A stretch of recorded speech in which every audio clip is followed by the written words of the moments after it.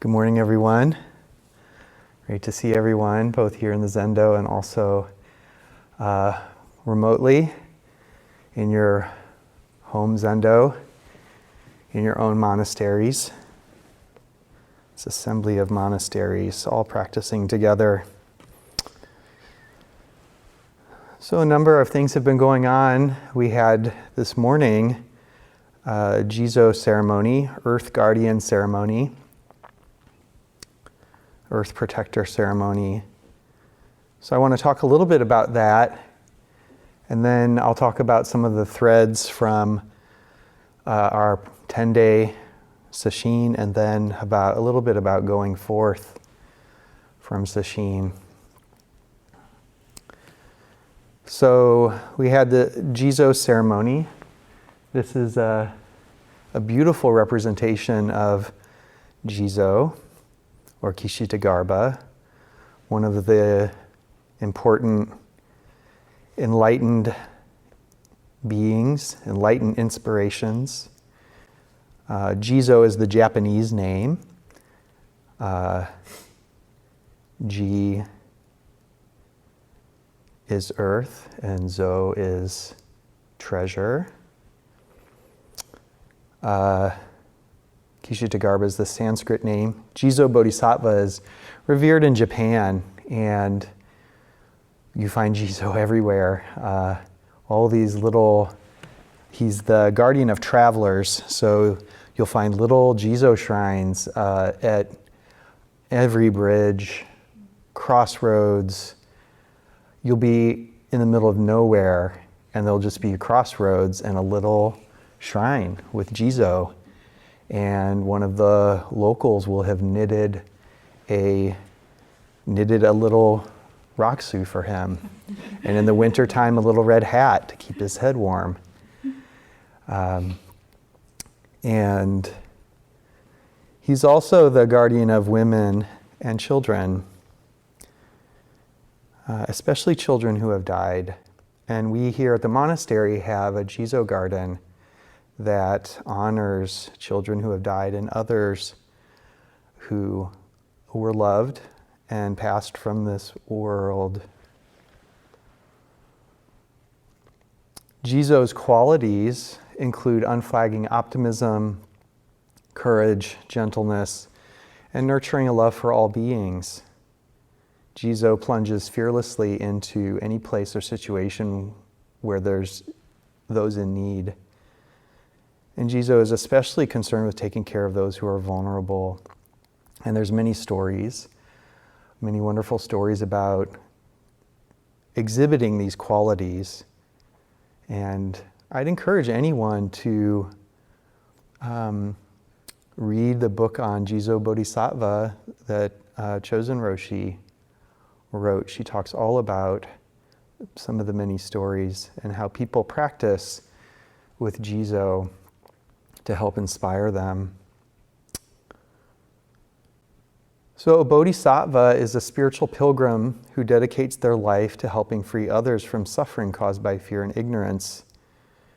And the bodhisattva always starts with her own practice, clarifying the mind, settling the heart, knowing that if we are in a place of reactivity or fear, there's a kind of holding back that can cause more problems in the trying to help people. On the other hand, the bodhisattva acts even though they're not completely enlightened. The bodhisattva stays behind, doesn't complete awakening so that they can help others.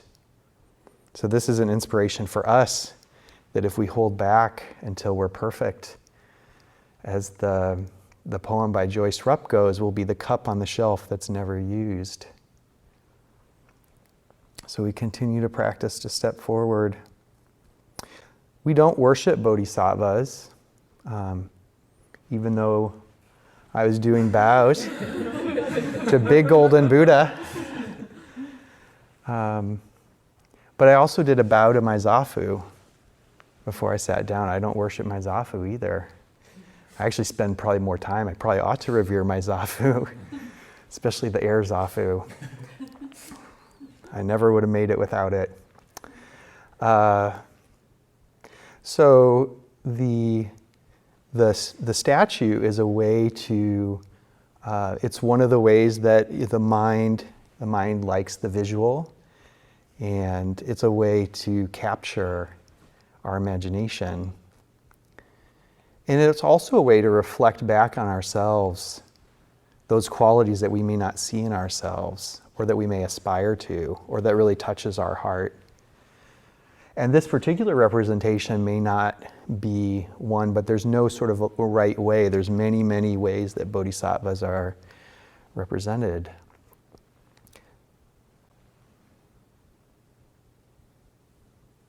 In my own practice, for example, I'm very much inspired by Kuan Yin Bodhisattva, the Bodhisattva of compassion.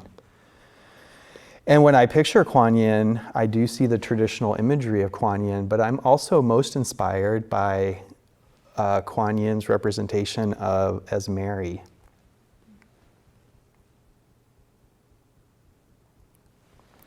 So this is a skillful means to help inspire us. Jizo is the guardian spirit of this monastery. And we kind of can think of a spirit as some kind of ghost, right? Or some kind of supernatural thing. But the word spirit comes from, the root word is breath. Spirit is breath. So the qualities of Jizo, fearlessness, unflagging optimism, determination, are the breath of this monastery. Great Vow gets its name after the great vow of Jizo, not to give up on anyone, guiding all on the path to awakening. That's the breath of this monastery, the breath of this practice. Jizo is also the guardian of all that comes from the earth, embodying the quality we all have of wanting to protect our home, protect our earth. We can be inspired by the qualities of Jizo in our consideration of the earth and how to respond from clarity and calm heart, rather than anger that divides and despair which paralyzes. So how can we rouse the qualities of Jizo in our heart and mind in order to respond? We are made of the earth. We're nothing but the earth and the water that comes from the earth and sunshine. So we are the earth. We're made of the earth. So we can also see this as the earth taking care of itself. Us responding to the earth is earth taking care of itself. We're part of the earth's self-care program. And so if you think about taking care of yourself, it goes a lot better if you're doing self-care out of love, kindness, clarity, than some kind of should or ought, or being angry at yourself, self-criticism. So in the same way, if we want to be part of the earth taking care of itself, responding from that place.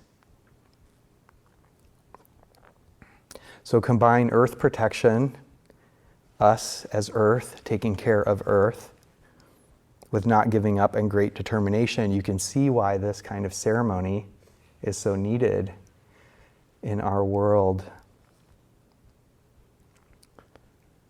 We also did another ceremony where Soten and Shanae, two of our senior priests, are now preceptors.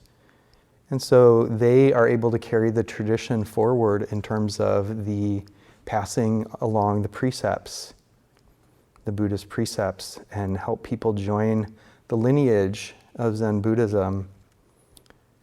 And I would say that this is also part of the breath of this monastery in our practice, which is Zazen and ethics, are the two core offerings of our Sangha.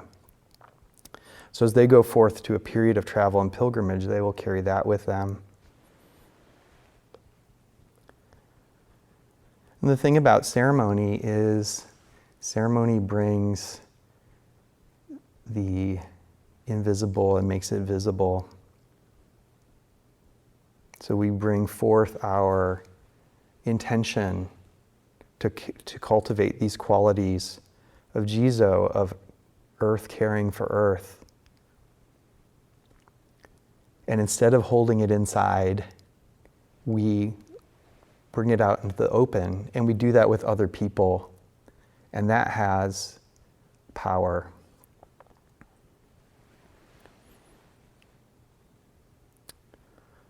So earlier this morning, we concluded a 10-day sesshin, which is a meditation intensive in our tradition. Sesshin, that word in Japanese Zen, means settling the heart and mind. In Japanese, shin is heart and also mind. It's not divided. So it's interesting to look at things from different perspectives in terms of the language. It's helpful for us to think of the heart and mind and talk about it in those ways, and we understand it in a certain way, but it's not the only way to understand it. So it's not like, oh, well, we need to become Japanese and think about it as this way. It's like, no, it's actually useful to think about heart and mind, and it's also useful to think about them as one thing. So we concluded this sesshin here at the monastery with people practicing here and also at home via Zoom. We used as the theme of the retreat was walking the ancient way of sanity, and we used as inspiration continuous practice, which was writing by Dogen Zenji, who's one of the one of the giants of Japanese Zen, of Buddhism, of one of the giants of being a human, bringing wisdom and compassion into the world. And so we focused on, or we were breathed by the inspiration of Dogen Zenji's writing called Continuous Practice. So a couple things to just remind ourselves, and also those who may not have participated in the sesshin and who are just joining us. One of the things that Hogan brought forward was really bringing to light how Dogen Zenji constantly is shifting perspectives in the writing. So sometimes, and this can be confusing, so sometimes from absolute unity of things in the relative to relative ordinary in the absolute, simultaneity of past, present, and future. He plays with the Dharma. He's talked about Dogen Zenji as a jazz man, sort of mixing all these different influences. And this constantly shifting perspective, sometimes even in the same sentence, can be both exhilarating and baffling. And it also reflects the way things are. So just to give you a flavor, here's the opening we chanted every day, and those of you in sesshin will recognize this. You can all sing along. On the great road of Buddha ancestors, there is always unsurpassable practice, continuous and sustained. It forms the circle of the way and is never cut off. Between aspiration, practice, enlightenment, and nirvana, there is not a moment's gap. Continuous practice is the circle of the way. Accordingly, by the continuous practice of all Buddhas and ancestors, your practice actualized and your great road opens up. By your continuous practice, the continuous practice of all Buddhas is actualized, and the great road of all Buddhas opens up. Your continuous practice creates the circle of the way. So our continuous practice was presence on the cushion. We began each day coming home to presence, coming home to the present moment, in the feeling, direct sensations of the body supported by the earth, earth supporting earth. feeling the breath, meticulous appreciation, meticulous paying closer and closer attention, more and more intimate to our experience. And this takes time, takes a long time, and it happens in just a moment. Meticulousness, meticulous, appreciative, kind, intimate presence. Continuous practice is not a thing. It's not a noun. It's not only a noun. It's also a verb, continuous practicing. We encourage people to take up mindfulness of eating, especially those who are not present here, to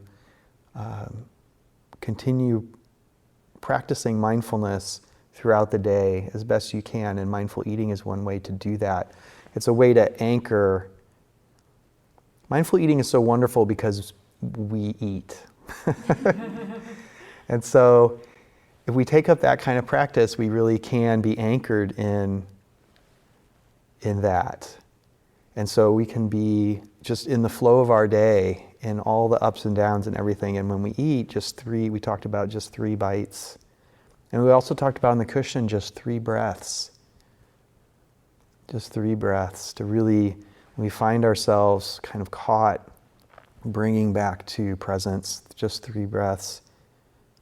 Close, close, close, closer, closer, closer, and then relax. We also talked about the 99 curves, that this is not a straight line. Continuous practice doesn't mean perfect practice. That hindrances, obstacles, perfectionism all come forward.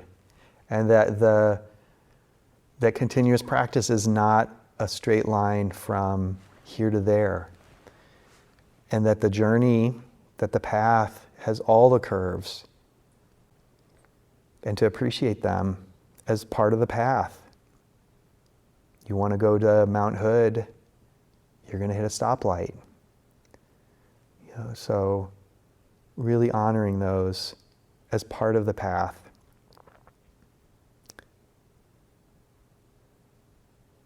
And by letting go, we do the best with what we have, and we're not in control of what happens.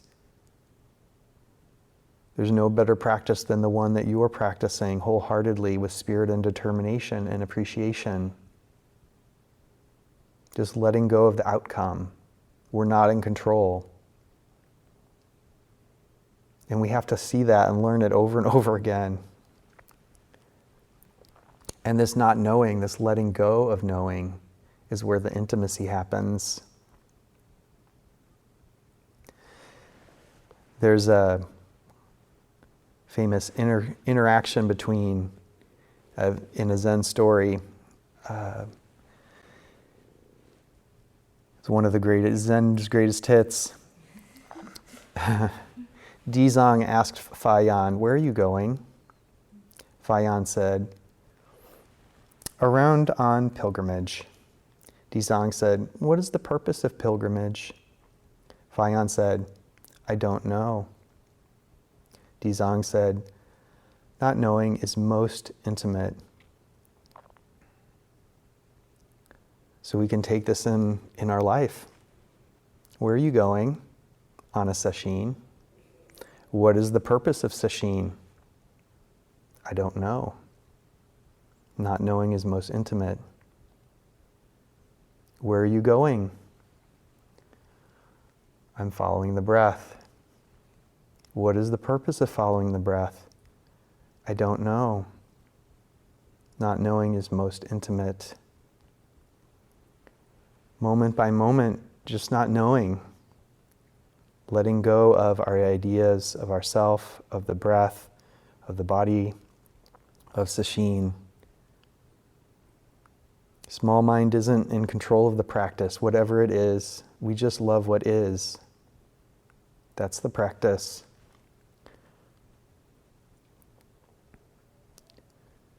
And that allows us to really do another aspect, which is inquiry, that everything can teach us when we let go of the idea that this is a problem and this isn't. I don't want this problem. We can see everything can teach us. But if we look into it, and we can do this in inquiry of thoughts, is that true? How do I know that's true? How do I know this meditation session isn't going well? How does the small self even know that? Can you really know that that's true? My mind was scattered, and so I'm not good at this? All those hindrances and obstacles, it's all part of the path, and inquiry can help us, is an important part of seeing that.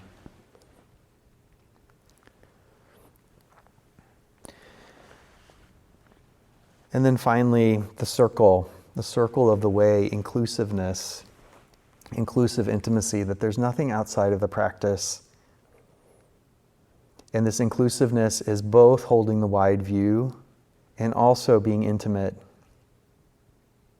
Dogen Zenji says, blossoms opening and leaves falling now are the actualization of continuous practice.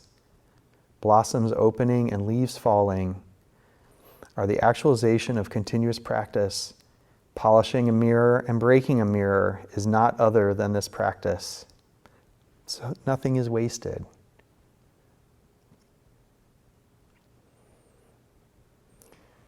And there's no shortcuts to spiritual maturity. Hogan talked about growing up, waking up, cleaning up, and showing up. That nothing's outside the circle. All these aspects are part of the path.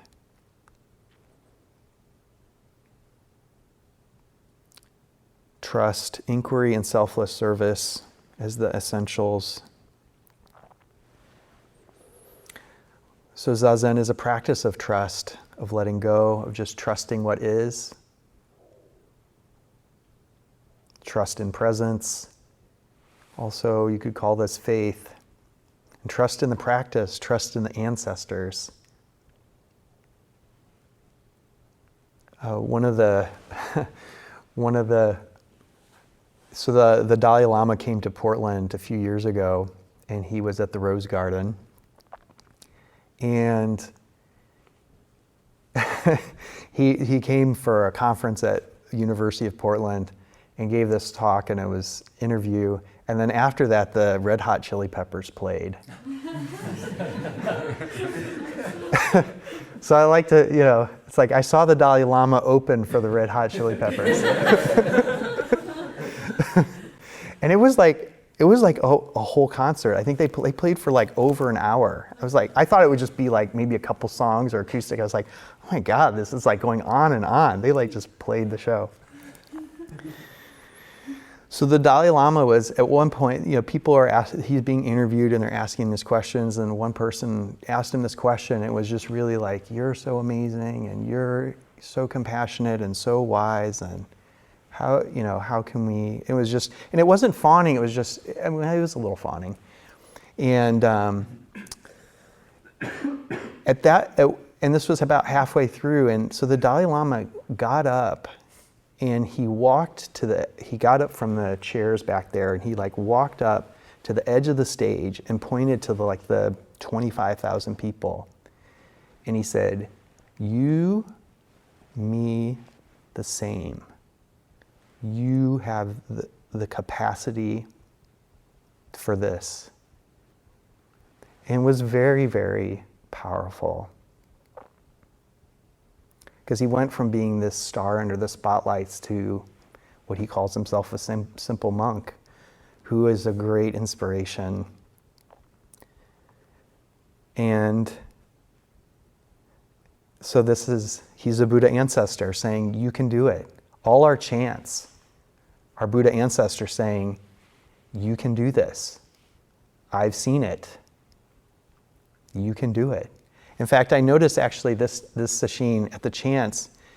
If you look at all our chants, I couldn't find one that's saying this is what you should believe. all of them are poems saying, this is what I saw. This is what I saw. And you can see it too.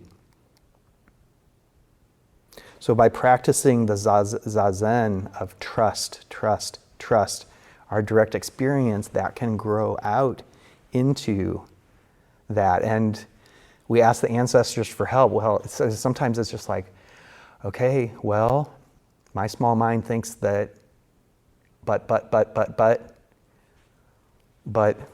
and this person, these inspirations say, your small mind doesn't got it, doesn't have it. So trust, practicing trust. We talked about inquiry into the mind, and then selfless service, showing up for other people. And that's one thing that when we really feel stuck, just showing up and helping somebody can help break us out of the constriction of the small mind. So how to walk the way, the continuous practice now that we're leaving Sesshin.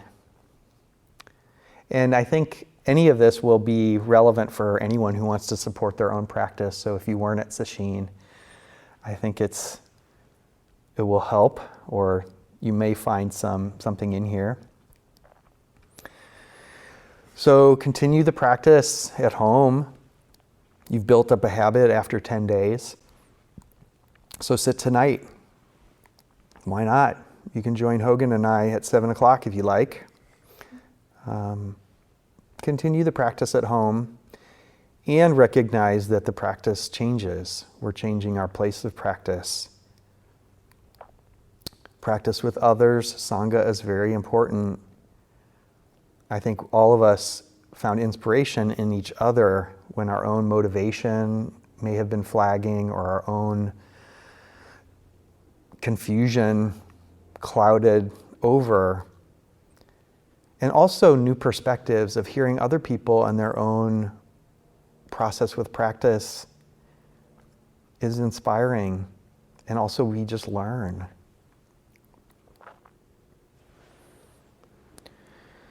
The other thing that's important as we make this change of place of practice is that Sesshin stretches us in all kinds of ways. And there is kind of a snapping back to normal that can happen. So one of the common ones is can really be have people heard of a backdraft? It's a firefighting term. And what happens in a backdraft is that there's a small fire in a room, and the fire burns all the oxygen out of the room, or most of it. And if firefighters open the door of a room that's starved for oxygen, all this oxygen rushes in and causes an explosion. And so one of the things that can happen after practicing in the kind of intense way that we are doing in Sesshin is that you can have a backdraft of whatever habit of mind. So inner critic can come back really strong. I'm not saying it will, but it can come in really strong. Other kinds of habits of mind. One time after a Sesshin, I was having lunch or whatever after Sesshin, and I just noticed it's like, oh my God, every sentence that I'm saying has the word I in it. And sometimes like 3 or 4 times. I, and I, and I, and then I, and me, and I. And that's the result of practice, where you're really, the small self really, comes back. It's been not repressed, but its influence is diminished, and then it can kind of come back. So the inner critic or self or whatever, that backdraft can come. So if you find yourself in sort of inner critic or frustration or whatever, that happens, it's like that happens. So you can say like, Bansho told me this would happen. Bansho told me this would happen. This is just part of the process, okay? So just remember that. When it comes happen, you're cranky and crabby or inner critic or beating yourself up or whatever. Bansho told me this would happen. And then finally, put continuous practice back into the practice. Put continuous practice back into the practice. Don't fritter it away. Your place of practice will change for Sesshin. It has to. But don't think that continuous practice was the result of all due to your efforts. You really think that something like continuous practice was as a result of small mind?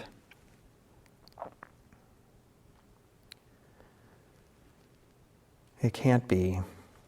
It's not just due to our efforts. We owe it to continuous practice to put it back into the practice. The practice did it. The practice did the practice. So the energy, insight, calm, clarity, put it back into the practice.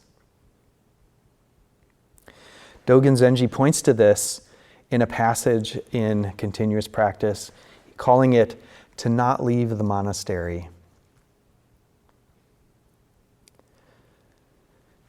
To not leave the monastery. It's the orientation of continuous practice, whether we are here or there. He says, Zhaozhou once said to the assembly, "If you do not leave the monastery in your lifetime and do not speak for 5 or 10 years, no one can call you speechless. Even Buddhas would not know what to make of you." Unsurpassable practice is not leave the monastery. Zhaozhou once said to the assembly, "If you do not leave the monastery in your lifetime and do not speak for 5 or 10 years, no one can call you speechless. Even Buddhas would not know what to make of you." Unsurpassable practice is not leave the monastery. Unsurpassable practice is not leave the monastery. That phrase, not leave the monastery, is unsurpassable practice. If you're at home, continue the practice. And you won't leave the monastery no matter where you go. For those of you who are here at Great Vow, you can leave the monastery even though your body is here. Put it back in the practice and align body and mind. No matter where you are, be in the monastery. The schedule will change, but you can still be in the monastery by practicing, continuous practicing. Dogen says, quietly engage in the sustained practice of not leave the monastery. Do not be swayed east or west by the winds of east and west. The spring breeze and the autumn moon of 5 or 10 years have, unbeknownst to us, have the ring of emancipation beyond sound and form. This voice is not known to the self, not understood by the self. Quietly engage in the sustained practice of not leave the monastery. Learn to treasure each moment of sustained practice. Do not assume that not to speak is useless. It is entering the monastery, leaving the monastery. The bird's path is the forest. The entire world is the forest, the monastery. So please continue this beautiful practice, and your great road will open up. Thank you.